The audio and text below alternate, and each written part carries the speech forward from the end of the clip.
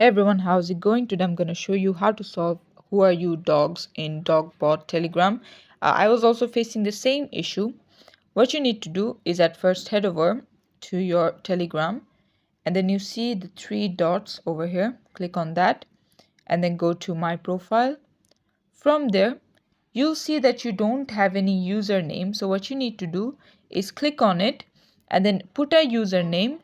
After that, cut Telegram and then go long press app info and then force stop the app, clear the cache, head back to Telegram inside dogs. Let me turn that on, open, and from there once it loads you'll see that who are you dogs, that thing will automatically be gone and you'll see this interface. And there you go, this is how to do it. Thanks for watching. Please leave a like and subscribe for more tutorials like this, and I'll see you guys in the next one.